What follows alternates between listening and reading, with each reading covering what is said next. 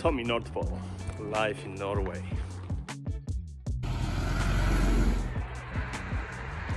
After that amount of sunny days, it feels like holidays. Many times this time of the year it's very cloudy and rainy. But today, it's sunny day so far. Do you know that my first video from here, I didn't see this sign on the building? And you can see it from every side of my neighborhood and all the neighborhoods around. Someone said there are no boring photographs. There are just boring places.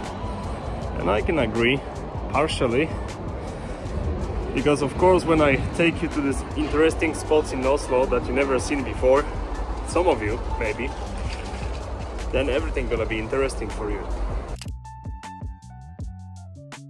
But what is interesting for me is to go to these boring spots and try to find interesting photographs over there. People ask what settings do I use, especially in my Fujifilm X10. The short answer is whatever it takes, because the situations, the conditions vary from day to day. Many times I start straight away from the black and white setting. I like to have my shadows a little bit softer and mostly shoot in the aperture priority. Regarding ISO, you shouldn't be afraid to shoot on something higher like 200, 400 or even more. Especially on this camera, when you set ISO 400, you can have the dynamic range on the 400, and that's very good if you want to recover some details from your photographs. This is like a small professional camera, but you don't have to be too technical about it. It do what it does with minimal settings, and you can most of the time get what you want.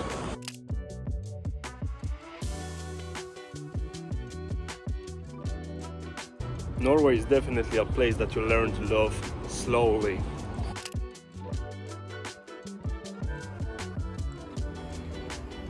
Many times it feels like we have never-ending winter over here, and it's very cool for those of you who love winter. All of us wait for the springtime.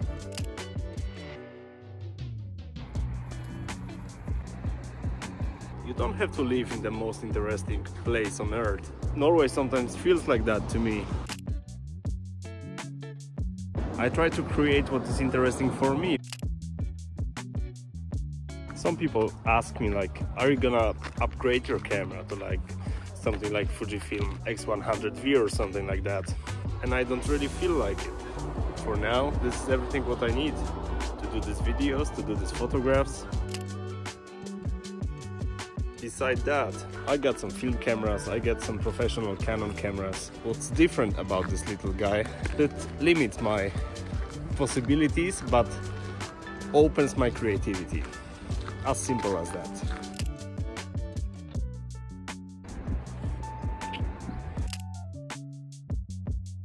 Maybe I can do some live streams sometime, maybe some Q&A if you have any questions. There is some questions that I can answer about this camera, about photography in general.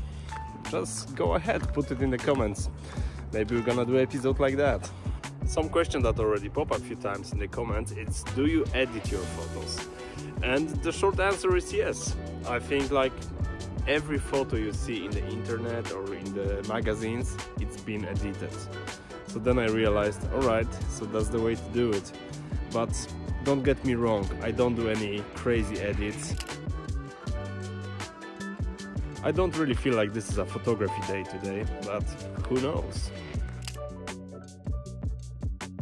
What do you really want to photograph, or what opportunities that they're gonna present to you to get some interesting pictures?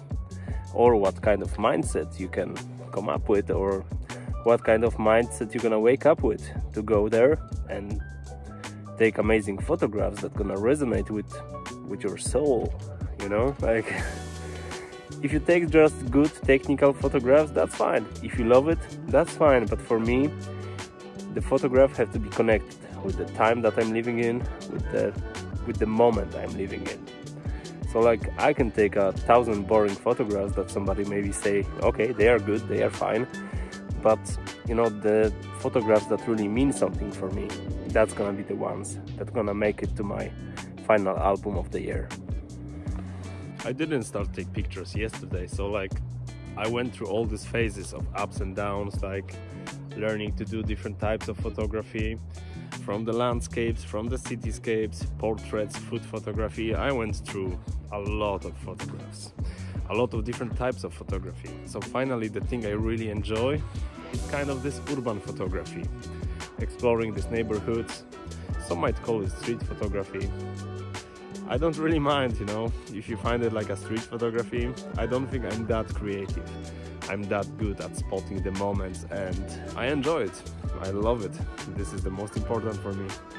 And if you enjoy it as well, you can subscribe to this channel for more. Let's see where this is gonna take us. The way I take some of the photographs, it's like I look at the composition I want to photograph, and then even before I press the shutter, sometimes I give it like this imaginary title in my head, like, you know, like something that's gonna tell me like, okay, this is something interesting to photograph. But you know, not everyone gonna get that, you know. This is like a part of my mind that try to make some explanations for what I'm photographing this scene. If you like this kind of titles that I'm giving to my photographs, just let me know and I can do that. It's always giving some insight into the way that the artist is trying to create something. I'm not that much of an artist. I have the artistic temperament, but not that much artistic skills. There is definitely some hype about the Fuji cameras, and I'm the victim of this hype. Not that much, because like I kind of win a big time on this one. I bought this little guy for $100 or so, and it, like, the opportunities, the way it changed me, it's much more worth than that. About the gear, we talked about the settings, we talked about the mindset. Now we can talk about some of you that are watching these videos, because like it's fun to do this, but would be much more funny to do this if there is more creators in Oslo that can actually do it with me.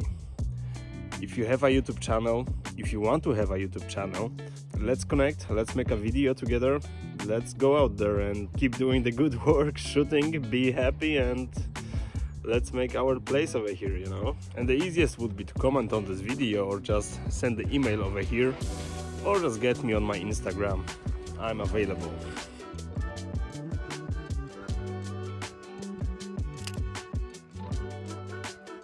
Sometimes you just can get lucky and take a good photograph. Not very often I can find myself in a spot in Oslo that I don't recognize. Okay, I know where I am. I just never approached it from this direction.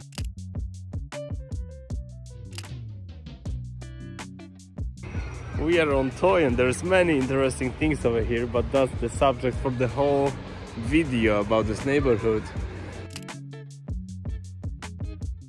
And probably that's gonna be the next video. So stay tuned, subscribe if you want. That's all for today.